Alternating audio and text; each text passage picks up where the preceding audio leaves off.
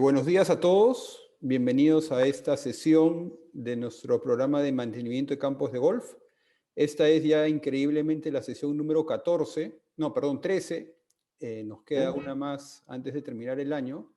Y hoy día vamos a tener el gusto de tener con nosotros a Sebastián Ruggeri, que es un ingeniero agrónomo de la Universidad de Buenos Aires y quien es especialista en el tema de diseño de riego en campos de golf y también en campos deportivos. Es fundador de la empresa Profield en Argentina, que ha introducido tecnología genética en el manejo de campos deportivos, y de lo que nos comentó ahorita, está trabajando también con FIFA y con World Rugby en el tema de campos de esos deportes. Y sin más, le cedo la palabra agradeciéndole que esté hoy con nosotros. Bueno, muchísimas gracias. El agradecido soy yo. Es un honor poder participar de este ciclo y sobre todo en un país tan amigo nuestro como es Perú, con el cual tenemos tantos amigos y tanto cariño. Así que sin más empiezo con la presentación. El objetivo de esta presentación es tratar de entender de la manera más fácil y directa y clara posible cómo evaluar un sistema de riego de golf, ya sea porque nos hacen una propuesta, ya sea porque estamos trabajando en un lugar donde tenemos algunos planos y queremos tratar de interpretar ese sistema, a ver si está bien diseñado o qué problemas puede tener, o inclusive para diseñar el propio, saber por dónde empezar. Hay bastante confusión sobre los conceptos de cómo empezar, por dónde empezar, y lo que yo quiero proponer es un método muy sencillo para que ustedes puedan hacer sus propias cuentas y van a empezar desde lo más sencillo hasta que se va a empezar a complicar un poco. Pero vamos por partes. ¿Cuáles son los pasos para evaluar y hacer esto que yo les propongo? Son 3 etapas: el dónde, el cuánto y el cómo. Vamos a empezar por el dónde.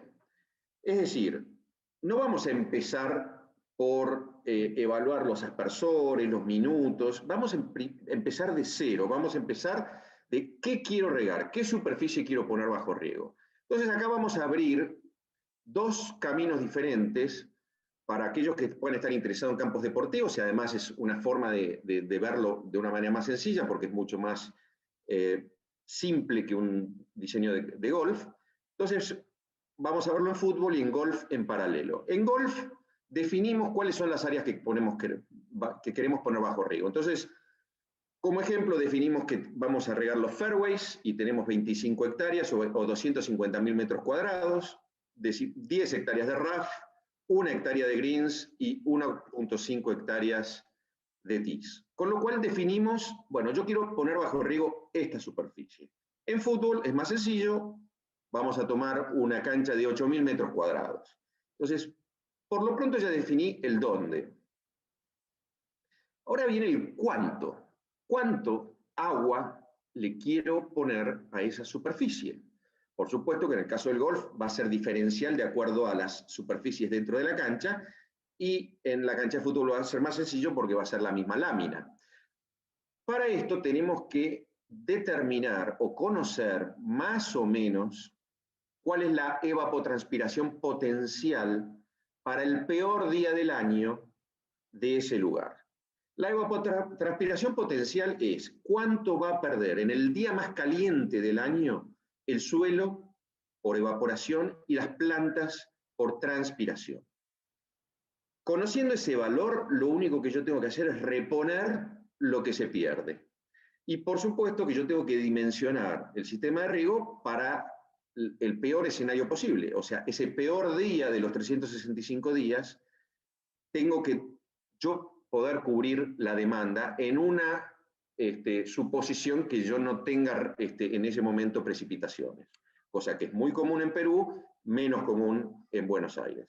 Pero no nos sirve de nada un sistema de riego que nos cubre al 80% o que de 10 años nos cubre 7 y hay 3 años un poco secos en los cuales yo no alcancé, porque entonces se desvirtúa completamente el concepto del sistema de riego.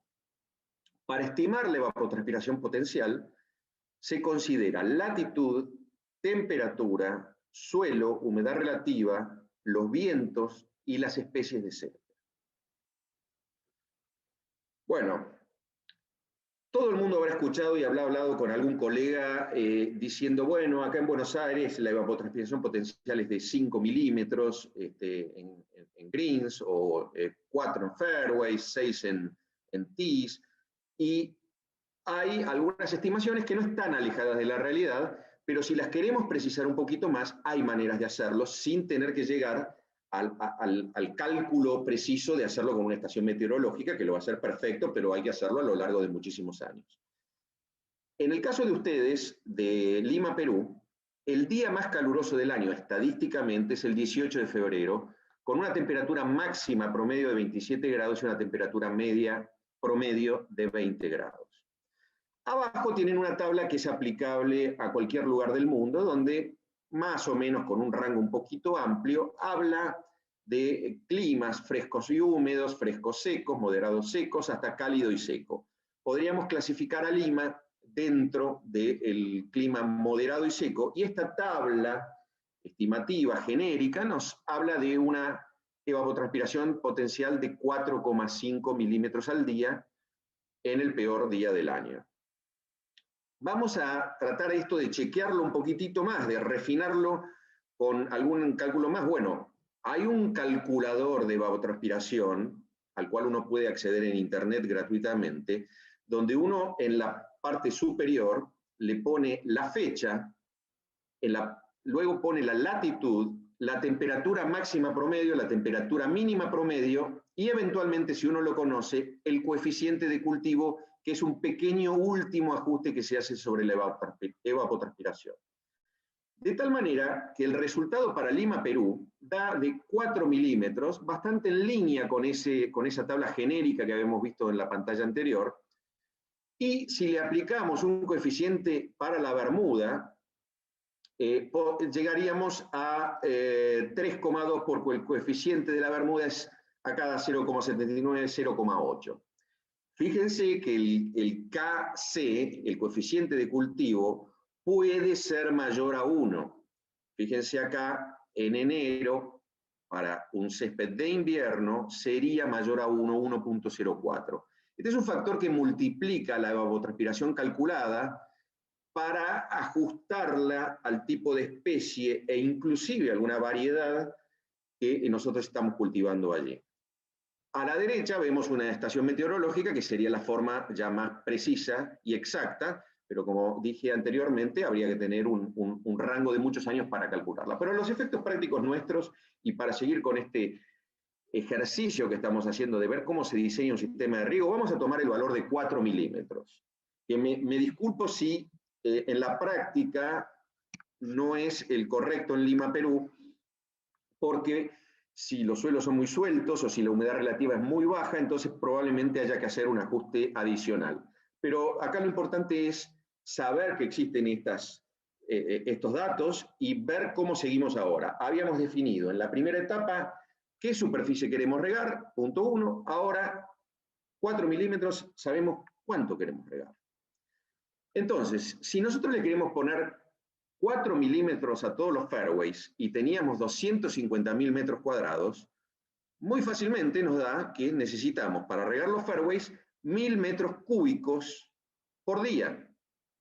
Si en los RAF yo no quiero tener la misma calidad de césped ni lo quiero tener tan denso, lo quiero castigar un poquitito para que esté como debe estar un RAF, entonces yo le aplico 3 milímetros, lo cual también me representa a mí un consumo de agua menor, menos electricidad, una bomba más chica. Me da 3 milímetros por esas 10 hectáreas que teníamos, 300 metros cúbicos, y así sucesivamente. ¿Qué es lo que yo encuentro con esto? Que yo necesito 1.400 metros cúbicos de agua por día para regar mi cancha de golf. En fútbol, mucho más fácil. Le tengo que poner 5 milímetros porque quiero tal vez estar un poquito más cubierto para una etapa de calor, para una temperatura máxima, no promedio, sino máxima absoluta. Pongo 5 milímetros para estar seguro, porque no me cuesta nada sobredimensionar un poco un sistema de riego en una cancha de golf. sí es mucho más costoso en una cancha, perdón, en una cancha de fútbol, sí lo es en una cancha de golf, y tengo que yo necesito 40 metros cúbicos. Así que seguimos en paralelo, ya definimos superficie, definimos cuánto es lo que necesita el césped, tanto en milímetros como en metros cúbicos, como en volumen. Seguimos con el cuánto.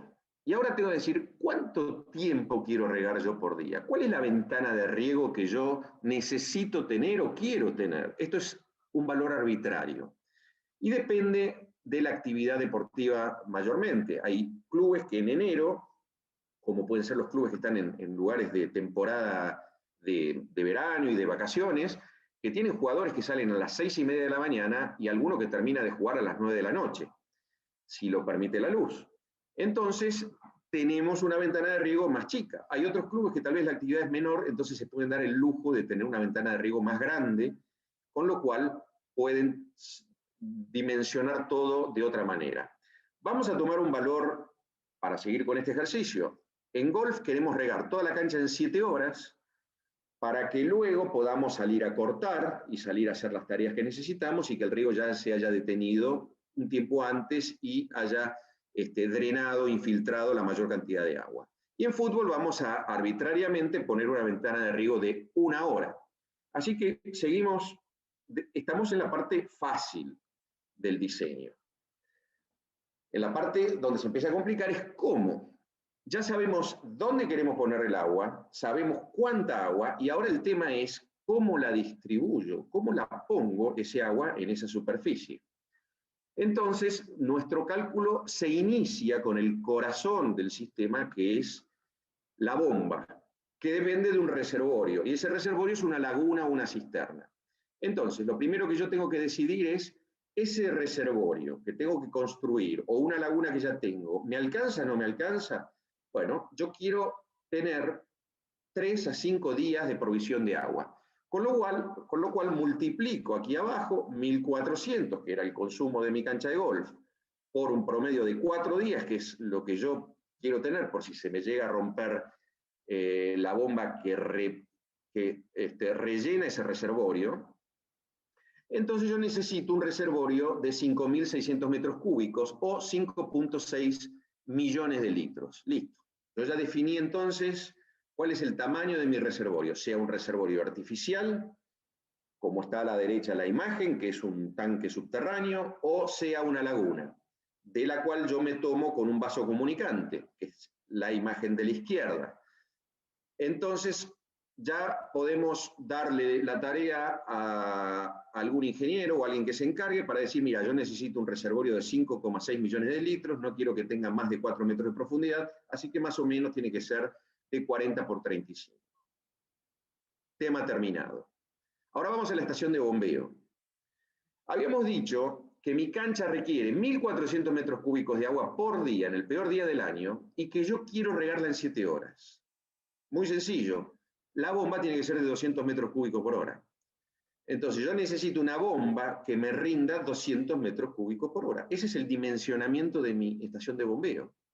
Ya me voy acercando a la cancha, ya estoy en el borde de la cancha y ya voy definiendo una cantidad de parámetros que yo necesito para hacer mi diseño o evaluar el diseño que tengo o evaluar la propuesta que me está haciendo una empresa para instalarme un sistema.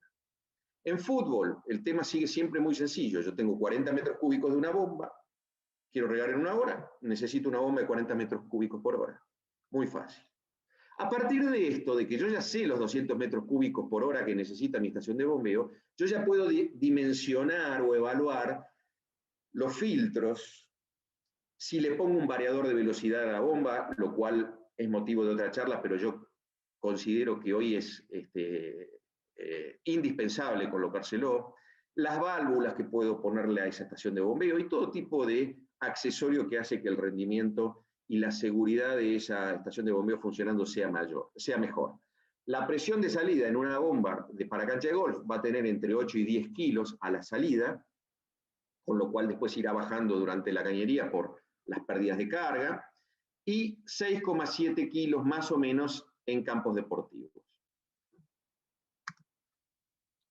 Ahora es donde se empieza a complicar un poquitito la historia. pero si la vamos entendiendo va a ser muy fácil resolverlo. Yo ya estoy al borde de la cancha, ahora tengo que meterme en la cancha, tengo que repartir el agua primero por una red de troncales que van a recorrer toda la cancha y que van a volver porque lo voy a diseñar en forma de loop, en forma circular, y van a volver a la bomba. Entonces, esa red hidráulica que me lleva el agua a todos los sectores de la cancha, tiene algunas troncales. Y ahí tenemos que conocer la tabla de William Hassen, para PVC en este caso, que me va a decir cuál es el volumen máximo que cada caño puede trasladar sin superar una velocidad de seguridad máxima de 1,5 metros por segundo. Más arriba de 1,5 metros por segundo, tenemos ciertos riesgos de que haya cavitaciones o que haya vibraciones y que a la larga se produzcan fisuras en las cañerías. Entonces, no queremos superar nunca esa velocidad del agua, por lo cual tomamos la tabla de William Hassen y vamos eligiendo los diámetros que decidimos. Entonces, lo primero que tenemos que elegir es el caño que sale el caño principal, el caño madre que sale de la estación de bombeo. En el caso del fútbol teníamos 40 metros cúbicos, vemos que un caño de 110 de diámetro puede trasladar 42 metros cúbicos por hora. Ese es mi caño.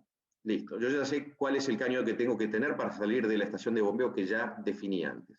En golf, yo tengo una estación de bombeo de 200 metros cúbicos. ¿Qué caño necesito? Uno de 250 milímetros que puede trasladar 220 metros cúbicos. Sencillo. Lo que no puedo elegir es nunca un caño más chico. Estamos en este punto. No sé si ustedes ven mi cursor viajando en la pantalla, pero bueno, aquí tenemos la estación de bombeo, acabamos de definir el caño primario y dijimos que tiene que ser un caño de diámetro de 220 que puede trasladar los 200 metros cúbicos que en su operación máxima emite mi estación de bombeo. Llegamos a la primera derivación. La primera derivación en forma de T y nos encontramos un caño para un lado, un caño para el otro. ¿Qué tenemos que hacer? Y elegir muy fácil, elegir dos caños que sumen por lo menos 200 metros cúbicos. Entonces, depende de dónde esté ubicada la estación de bombeo, tal vez pongo un caño más grande de un lado y un caño más chico del otro, pero en este caso yo he elegido, para este diseño en particular, que hacia la izquierda me voy con un caño de 200 metros cúbicos, perdón, de 200 milímetros de diámetro, que puede llevar 140 metros cúbicos.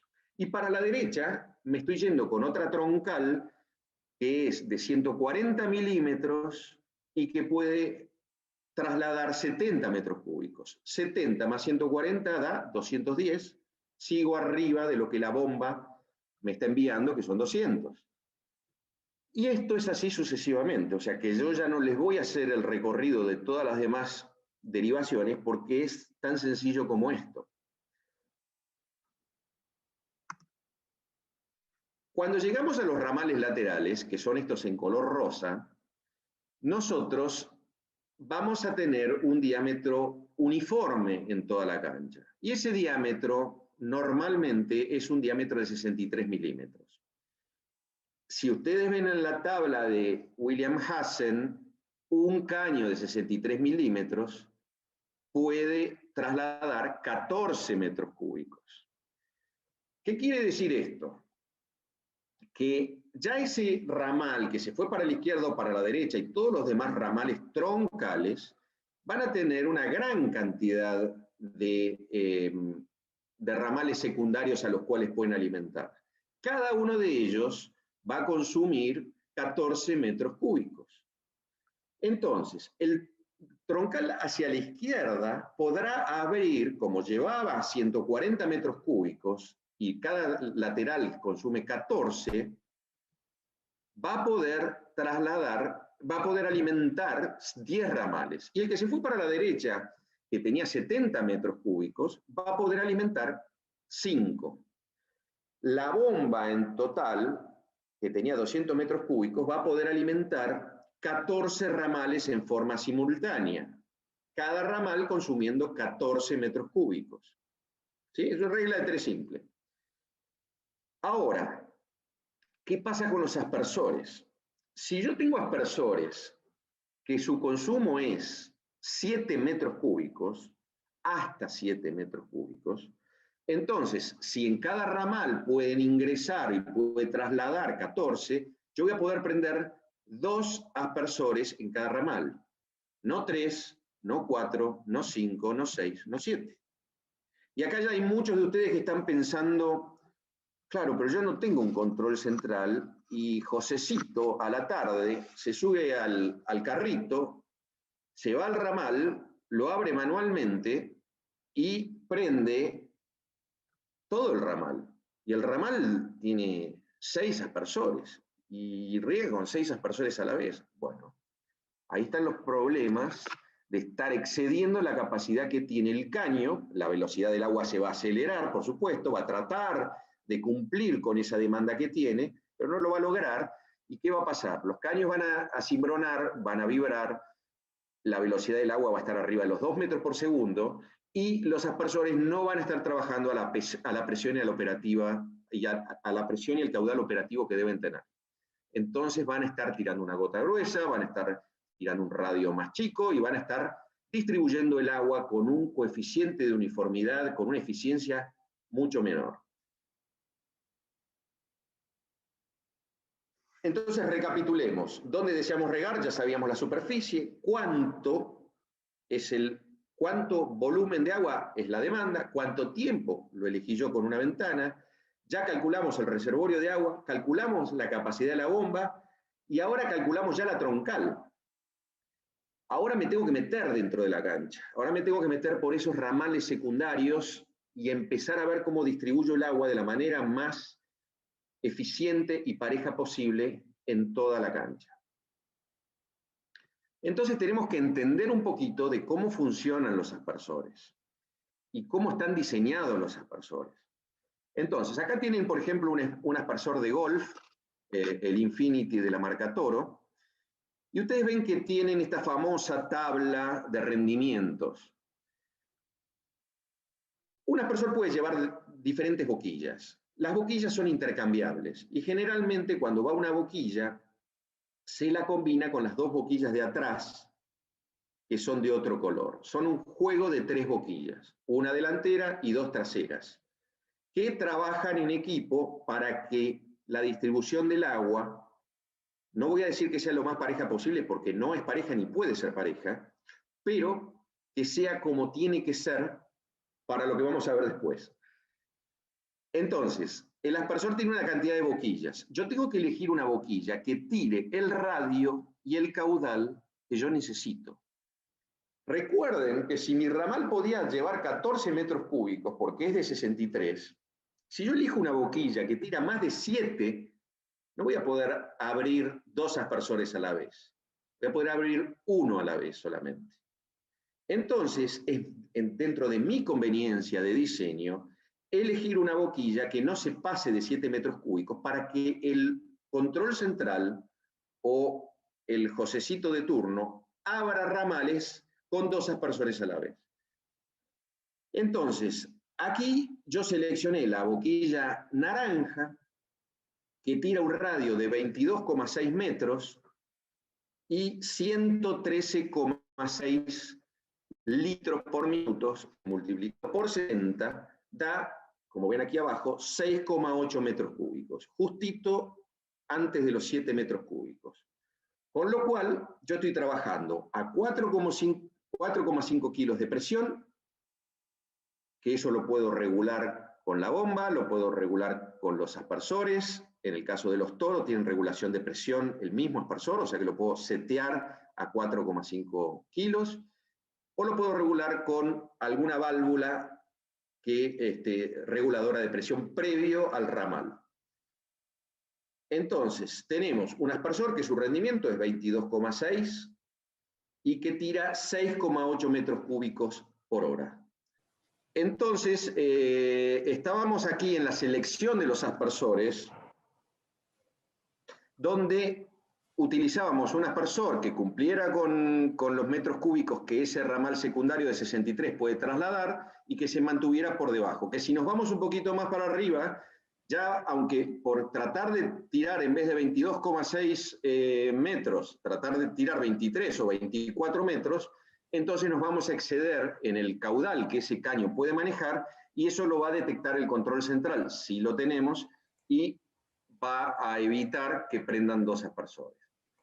En el gráfico de arriba les muestro a los efectos de que lo sepan que existe. Hay aspersores con trayectoria variable en altura, que se puede variar, entonces también cambia el radio cuando se levanta o se baja esa boquilla, tal vez para combatir el efecto del viento se utiliza. Entonces se baja de 25, que es lo usual, a 15. En ese caso estaríamos bajando de 22,6, que es el valor de tabla aquí abajo, a 19,2. Entonces, ya sabemos todo lo que sabemos, más que el aspersor va a tirar 23 metros de radio. Ahora el tema es cómo los dispongo en el terreno. ¿Dónde los pongo? Esa es la inquietud. O cómo evalúo si los que están puestos están bien puestos o los que me están dibujando y me están presentando un proyecto están bien puestos. Bueno, yo tengo 23 metros y los aspersores han sido diseñados para trabajar con una superposición del 100%. Así están diseñados en fábrica. ¿Por qué? Porque a medida, fíjense acá el círculo, los círculos concéntricos aquí abajo, a medida que el chorro recorre distancia, los círculos concéntricos cada vez tienen una superficie mayor. El círculo más chico tiene 4 metros cuadrados, el que sigue 36, 16, el que sigue 28 y el que sigue 63. Entonces, el agua que va tirando el chorro se tiene que... ¡Uy, Dios! El agua que va tirando el chorro se tiene que distribuir cada vez en una superficie mayor, dando una pluviometría cada vez menor.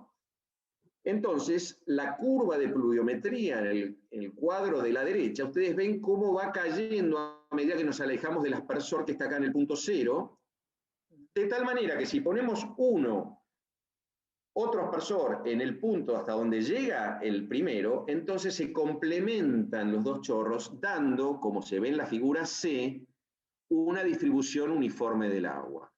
En la figura A es un error, los aspersores están muy alejados entre sí, con lo cual en el medio se está produciendo un bache de agua, la lámina de agua es menor, en el B ocurre eso parcialmente, y en el C están head to head, cabeza a cabeza, los aspersores están con una superposición del 100%, y la sumatoria de lo que aplica uno más lo que aplica el otro da una pluviometría homogénea a lo largo de esos 23 metros que teníamos entre uno y otro.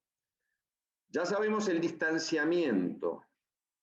Ahora tenemos que saber o decidir la disposición en el terreno. ¿Cuál es la disposición? ¿Cómo los pongo en el terreno? Bueno, hay dos maneras de ponerlos. En una disposición cuadrangular y una disposición triangular. Es mejor, por varios factores, la disposición triangular, porque resiste mejor el efecto del viento, porque van menos aspersores por superficie y porque el agua se distribuye menor. Es mejor, porque no existe esta zona número 4 aquí, donde se superponen los 4 aspersores y tiene un exceso de agua. Esa zona en esta disposición triangular es menor.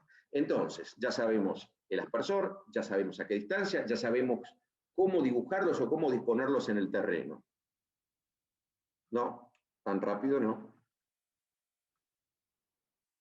Perdón, pero hay algo que está programado para ir pasando y no lo desprogramé. Bueno, la pluviometría. Fíjense a la izquierda la pluviometría en la disposición cuadrangular. ¿Cómo se calcula? Para el que quiera calcularla, puede entrar a la tabla del aspersor, se toma el caudal, se multiplica por 1000 y se divide por el espaciamiento al cuadrado. que era esa distancia que tenemos entre un aspersor y el otro, al cuadrado. Y en la triangular se hace igual, pero con un factor que multiplica y que corrige. Y fíjense el color verde, cómo indica la mejor distribución del agua en una disposición triangular. El efecto del viento. El efecto del viento distorsiona, deforma ese círculo perfecto que tendría un aspersor si no hubiera absolutamente ningún tipo de viento, como aparece en el círculo azul. Cuando hay mucho viento, se distorsiona y se forma como si fuera un óvalo en el círculo rojo. Pero cuando tenemos un aspersor como este aspersor que permite ajustar la boquilla entre 7 y 30 grados en ajustes de a 1 grado, tenemos 23 posiciones diferentes para colocar la boquilla, podemos de alguna manera mejorar esa situación y llegamos a la distribución del agua como tiene el círculo amarillo. Entonces, en determinadas épocas o determinados lugares que están permanentemente afectados por el viento, podemos poner el aspersor a 15 grados, como se ve en la foto de abajo, y va a tener un efecto con el agua menor. Acá, en realidad, lo que se ha utilizado, esta virtud del aspersor de poder variar la trayectoria, el ángulo de trayectoria de la boquilla, en este caso particular de la foto, se lo usó porque hay una loma, hay una bajada. Entonces, en ese caso, conviene también que el aspersor trabaje con una boquilla menor para que el chorro no vuele tanto por arriba de la depresión. Fíjense también cómo la disposición triangular, al deformarse los círculos por el viento, cubre mejor que la cuadrangular, porque la cuadrangular, cuando se achatan lateralmente los círculos por el viento, deja un pasillo sin regar en el medio, cosa que no ocurre con la disposición triangular. Esa es una gran ventaja de la disposición triangular respecto a la cuadrangular cuando hay un viento predominante dentro de una cancha de golf. Los parámetros de eficiencia, acá no los quiero complicar mucho, pero se pueden medir. Se pueden medir tanto en el laboratorio cuando se fabrican los aspersores, se miden y ayuda a diseñar cada vez y mejorar los aspersores, como también se pueden medir si instalado el diseño, instalado el sistema de riego, estoy teniendo una distribución del agua correcta. Eso es a la derecha, es una prueba de campo. A la izquierda, ustedes verán esas vasijas rojas en la fábrica de Toro, están recogiendo el agua y van perfeccionando las boquillas para que el chorro del agua y la combinación con las boquillas traseras que tiran en rangos medios y cortos den una distribución lo más perfecta posible. Ese coeficiente de uniformidad satisfactorio es arriba del 80%. El coeficiente de distribución, que también lo verán a veces en la literatura o en los proyectos, compara cuál es la cantidad de agua que recibe el 25 peor, el 25, la superficie con el 25 menos de pluviometría respecto al promedio. Entonces es una especie de desvío interno. Y pueden ver aquí a la derecha, y esto es importante para el diseño de campos deportivos también, cómo a medida que los radios son mayores y nos vamos de un aspersor que tira 8 y está en una disposición de 8 por 8, 10 por 10, 12 por 12 o 22 por 22, cómo el efecto de tener un radio más grande hace que el coeficiente de uniformidad disminuya. Por eso, cuando se intenta regar una cancha de fútbol con un cañón que tira 40 metros y dice yo no quiero tener ningún aspersor dentro de la cancha, eso es a expensas de una uniformidad en la distribución del agua. Mala distribución del agua. Bueno, estos son ejemplos, algunos ya patéticos, de un mal diseño. Cuando alguien que no sabe de riego diseña y piensa que si un aspersor tira 25 metros de radio, entonces tiene que poner el otro a 50 metros, porque cada uno va a cubrir y los bordes se van a tocar. Bueno, así es lo que pasa, por ejemplo, en esta cancha de fútbol. Arriba, abajo son ejemplos baja presión, donde no está regando en el y a la derecha aquí también, en una cancha de golf, no está regando en el medio porque tira un chorro grueso que sobrevuela esa zona y que no se pulveriza en ningún momento y riega alrededor del aspersor y lejos, y en el medio no riega. Lo mismo aquí, otro caso de cancha de golf, donde la cobertura es diferencial, o sea, no se ha cubierto de la misma manera todas las áreas de riego, no se han contemplado las oscilaciones que tiene el relieve. Bueno, entonces, hemos definido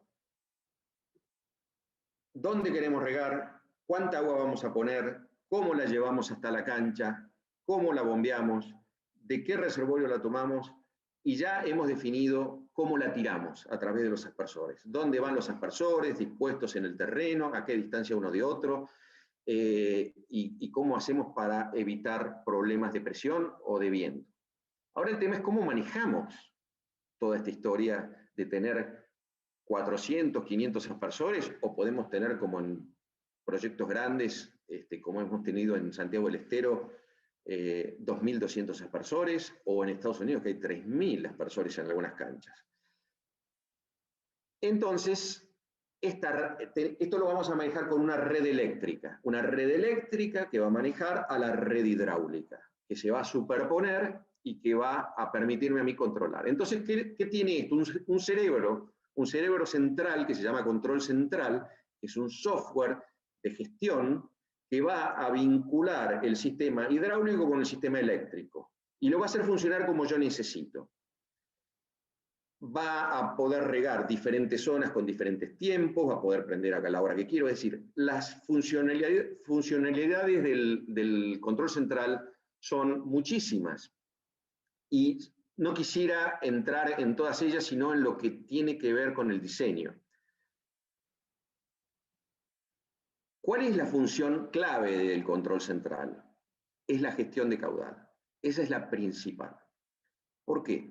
Porque nosotros vamos a definir en la cancha programas de riego. Vamos a tener un programa de greens, un programa de fairways, un programa de lomas, un programa de antegreens, un programa... Podemos tener miles de programas si queremos. Podemos decir programa de riego del antegreen del hoyo 1, nada más. O programa del RAF de la derecha del hoyo 6, porque tiene unas características particulares que necesito separarlo del RAF de la izquierda del hoyo 6, que tiene sol, y el otro tiene mucha sombra. Entonces no lo puedo manejar con el mismo programa, tengo que hacer un programa particular. A medida que la gente se va poniendo idónea y conoce el sistema de riego y conoce el control central, puede empezar a aumentar esos programas, esa cantidad de programas que desarrolla para tunear, para refinar mucho mejor el control. Al principio uno empieza tal vez con 10 programas de riego, al año uno tiene 20 y tal vez uno termina después de 5 años con 150 programas de riego, lo cual no hace más complicado el riego porque esto lo hace un cerebro central. Ahora, todos estos bloques de riego que tiran determinada cantidad de agua en la cancha, a mí me hace acordar al Tetris. Es un ejemplo para que ustedes se lo imaginen. Es como un Tetris que hay que ir armando sin que me queden huecos. Ese Tetris, si humanamente lo queremos hacer nosotros con papel y lápiz o con una calculadora, es imposible hacerlo, porque no vamos a poder nunca conectar o apilar los programas de riego de tal manera que me ocupen el 100% de la capacidad de mi bomba, que es lo que yo quiero aprovechar. Yo lo que quiero es que mi bomba trabaje al máximo de su capacidad para que mi ventana de riego pueda ser la más corta posible.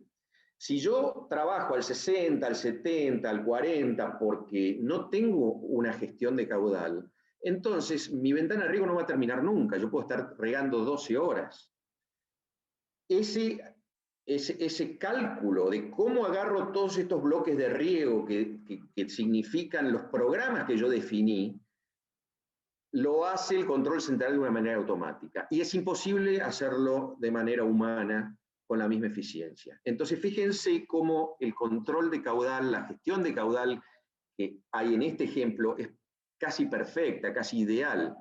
Empieza ya desde el 100% de la capacidad de la estación de bombeo, riega, va acomodando los programas, inclusive en orden. Primero está regando los greens en verde, después está regando los tees en bordeaux, después está regando los fairways en marrón, y así sucesivamente. Y en determinado momento ha regado todo, apaga, y prácticamente no le quedó nada pendiente por regar. Así que este Tetris es para mí la función principal del sistema de control central. Por supuesto, cuando ustedes tienen una persona que a cargo de regar y lo hace manualmente, pasan todos los, digamos, desastres posibles. Se prenden ramales enteros sin que uno tenga la capacidad de trasladar el agua por ese ramal, se prende siempre en el mismo lugar, o sea que el consumo está en un lugar de la cancha y después pasa al ramal siguiente, y al final este hombre se vuelve sin haber regado toda la cancha después de un montón de horas porque no es posible lograr la eficiencia de esa forma. ¿Cuál es entonces la segunda función? La gestión de los consumos. Distribuir el consumo de agua en diferentes zonas.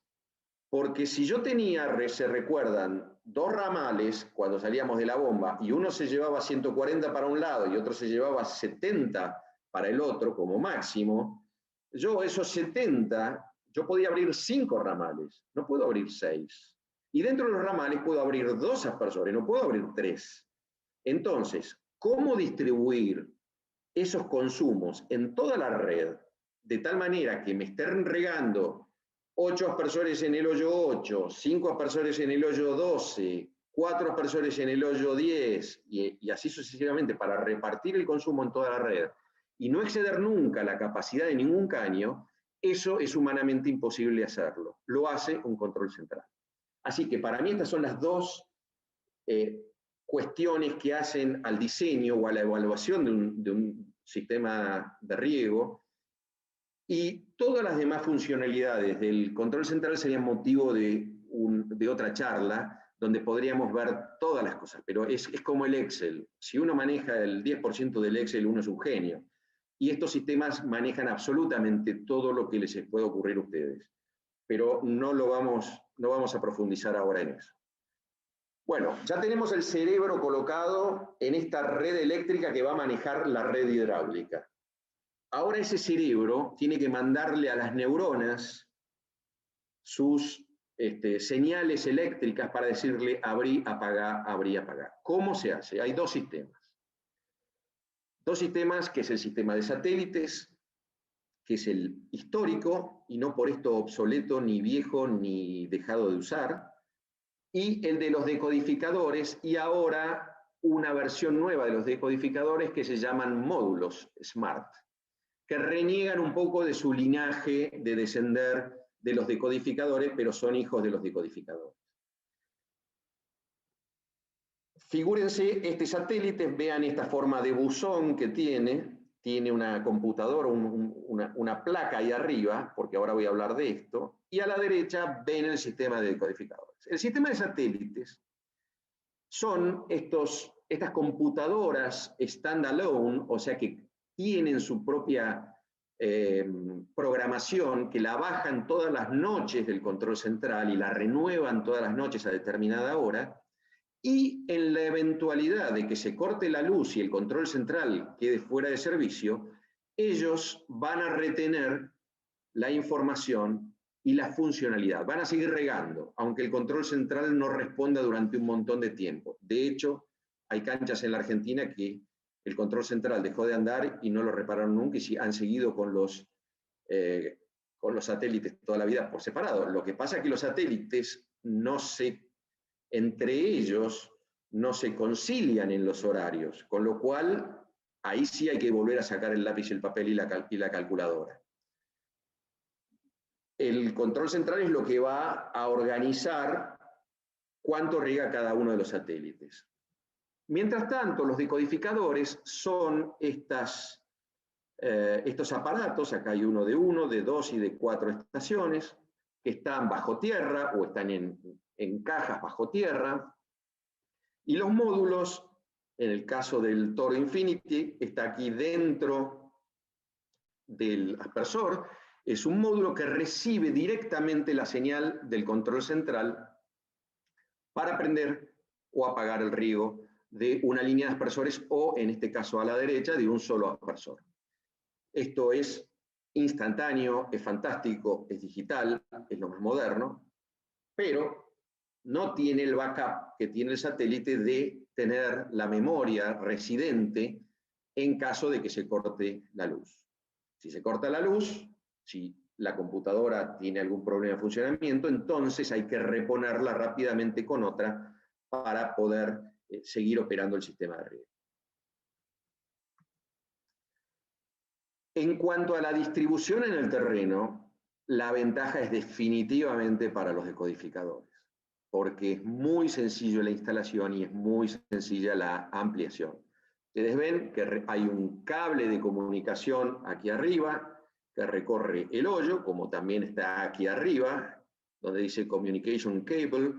Entonces ahí tienen el cable de comunicación, aquí tienen el cable de comunicación, y de ese cable nosotros podemos derivarnos a todos los decodificadores o a todos los módulos SMART desde la situación más cercana de ese cable de comunicación. En cambio, cuando nosotros colocamos un satélite, tenemos que ir con todas las estaciones hasta este satélite. A veces ese satélite no hay uno por hoyo, hay uno cada 2 hoyos, y hay que hacer unos cuantos metros con el cable para llegar al punto donde vamos a obtener la señal para operar las válvulas o los aspersores. Acá inclusive sería más gráfico poder dibujar varias acometidas, digamos, del cable, porque en realidad podría haber varias secciones, varios cables viniendo todos del mismo cable de comunicación, pero siempre en forma perpendicular al cable, no en forma radial como está aquí. ¿Cuál es la otra desventaja del sistema de satélites que se necesita para que funcione este satélite que está en el medio de la cancha, o los 9 o los 10 o los 12 satélites? Se necesita que haya 220, o sea, corriente. Lo cual a veces es peligroso para las mascotas. Entonces, alguna mascota puede morder juguetonamente el cable y sufrir un infarto en el lugar de la cancha de golf. Finalmente, la vida útil de un sistema de riego existe. Hay gente que cree que los sistemas de riego se hacen y nunca más se vuelven a hacer.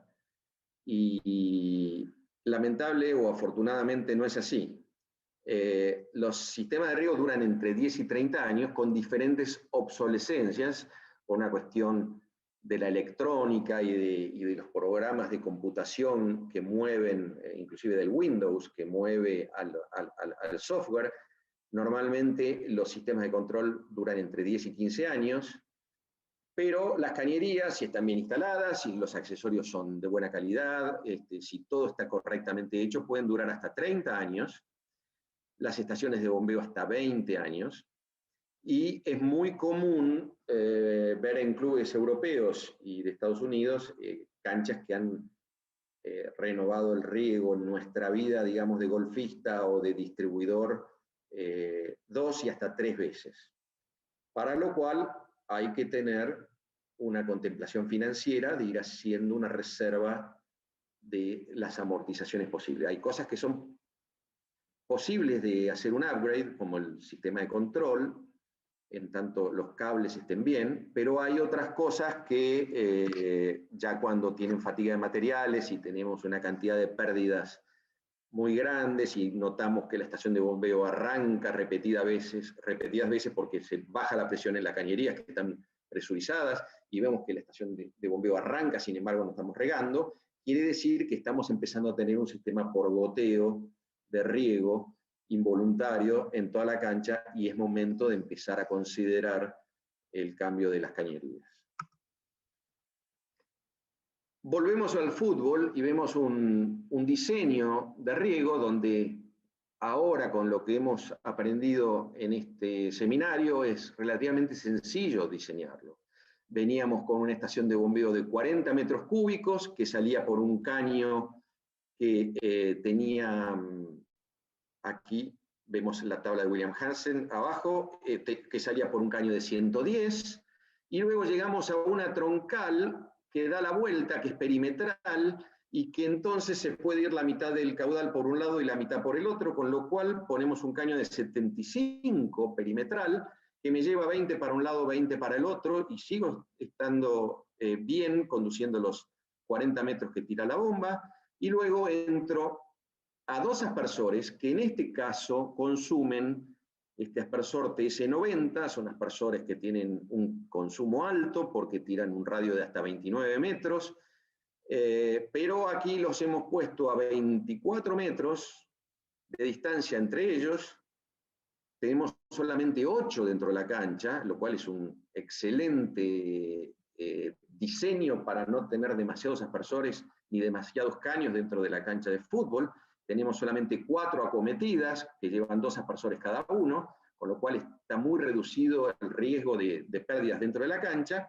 Y esos caños, como los aspersores consumen 165 litros por minuto, que son 9,9 9,9 metros cúbicos, o sea, casi 10 metros cúbicos, necesitamos un caño que pueda trasladar 20 metros cúbicos. Ese caño, vamos abajo nuevamente, es un caño de 75. Pero, ¿qué podemos hacer? Podemos hacer un caño de 75 hasta el primer aspersor, y del primer aspersor hasta el otro, que consume 10 metros cúbicos, podemos poner un caño más chico, podemos poner caño de 63. O sea que telescópicamente podemos ir achicando el tamaño del caño y que el primer tramo sea capaz de trasladar los 20 metros que van a consumir los dos aspersores que están por delante, y el otro caño que solamente sea de 63 porque va a necesitar alimentar solamente a un aspersor que va a consumir 10 y ese caño lleva 14. Así que fíjense qué fácil es, con los conceptos de viento, de distanciamiento y de todo. Estamos acá, una cancha que tiene 68 metros de ancho, y hemos puesto los aspersores a 24, entre ellos quiere decir que tenemos 24, más 24 son 48, más otros 24 son 72. Es decir, que si la cancha tiene 68, tenemos todavía la posibilidad de poner los aspersores 2 metros afuera de la línea blanca de un lado, 2 metros de la línea blanca del otro lado, y tenemos 3 franjas de 24 metros con una superposición del 100%. Lo mismo si hacen el cálculo a lo largo. Y en este caso tenemos la ventaja de poder regar por separado, porque son estaciones de riego por separado. Podemos regar laterales, centros, media cancha sí, media cancha no, corners por separado, prácticamente todas las combinaciones posibles. A diferencia de algunos diseños que todavía lamentablemente se instalan, que son una especie de peine, donde se prende siempre la línea y se riega con la misma cantidad de agua el pasillo central de la cancha que los laterales, que tiene mucho menos desgaste. Se riega a veces inclusive el desastre de tener aspersores 180 con aspersores de 360 grados, con lo cual el 180 está aplicando el doble de agua. Es decir, todos esos diseños ultra básicos que había y todavía hay estadios que lo tienen, están perimidos y no se adecúan al manejo agronómico moderno que hoy necesitamos, donde queremos controlar absolutamente la cantidad de agua que tiramos en cada lugar. Bueno, eso ha sido todo, y te escucho, Guillermo, si estás por allí. Yo no veo a nadie. Acá estoy yo, pero un ratito que Guillermo está sin micro probablemente. Acá. Bueno, había una pregunta que estaba relacionada a la tabla de Hazen-Williams. Dice, cuando utilizas tubería de HDPE, ¿varía mucho esa tabla? No, no varía demasiado. Es bastante similar. Inclusive puede hacer el mismo diseño y luego decidir qué se utiliza. Hay diferencias en el rozamiento porque los tramos son más largos del polietileno, entonces hay menos uniones, es más favorable, pero es bastante similar. Y un tema por curiosidad, más que nada, porque dentro de un proyecto que estamos haciendo, lo evaluamos alguna vez. eh, ¿Qué piensas tú, digamos, que es un poco no sé si el futuro, se va a seguir trabajando con PVC o se va a ir más hacia el polietileno o viceversa? Yo creo que la tendencia es hacia el polietileno, pero el PVC tiene la gran ventaja de que cualquier rotura, cualquier reparación es fácilmente solucionable por el personal del club en cuestión de horas. Ujú. Entonces pueden ir a la ferretería más cercana, conseguir un caño del diámetro y la calidad necesaria y hacer la reparación ellos. El polietileno necesita hacerse electrofusión o termofusión, con lo cual uno depende un poquitito más del distribuidor. Y esto sería igualmente aplicable al tema de decodificadores y de satélites. Ujú. Si yo estoy en una cancha remota, en el medio del desierto, vamos a suponer un riego que nosotros hicimos, es en Calafate, perdón, en Cafayate en Salta, lugar muy seco, muy árido, 2 horas de avión, 2 horas y media de auto. Bueno, ahí yo tal vez me inclino más por tener PVC, porque ellos van a tener una independencia más grande, y por un sistema de satélites. Si se les llega a cortar la luz o tienen un problema de alimentación o se les cae la computadora, van a seguir regando con los satélites, y si tienen una agrostis en un clima árido, seco en el verano, no es cuestión de horas perder los greens. Ahora, si yo estoy acá en San Isidro y tengo un distribuidor que tengo cualquier problema y agarra la camioneta y se viene a arreglarme, entonces ahí yo empiezo a considerar todas las opciones. Correcto, tal cual. Bueno, no sé si alguien tenga alguna pregunta adicional para Sebastián, que la puede escribir por el chat. Hay un montón de felicitaciones para Sebastián, de Gabriel Bastante. Hoyos, de Marcelo Figueroa, Bueno, de muchas Juan Pablo gracias. Velasco, Muy amables. Bueno, Jaime JP, un también, amigazo. María Leana Díaz Weiss, también, gracias, excelente. Así que, Pionera. sí, señor. Nuestra Una, maestra. nuestra maestra. Sebastián, como siempre, buenísimo, muchísimas gracias. Claro, didáctico, muy útil. Bueno, Yo me creo alegro. que a todos nos vino muy bien y te agradecemos mucho el tiempo, y yo sé que estuviste trabajando varios días con tu presentación, porque Sebastián la daba en nuestros cursos, pero en cartulina y con sus Sí, fibrones, cada vez lo la hacía hacía y todo ahora la tuvo dibujando que a la pasar vieja usanza. a la vieja. Sí, a la vieja usanza, como faltaba el pizarrón y las tizas. Sí, pero bueno, yo creo que valió la pena el trabajo, Sebastián. Te agradezco muchísimo, clarísimo, y bueno, espero que la hayan podido aprovechar, y cualquier consulta, vos no pusiste ahí no pusiste ni tu mail, ni tu teléfono, ni nada, Sebastián, para contactarse con vos. Ahí, Bueno, el mail es sruggeri@profield.com.ar, y el perfecto. celular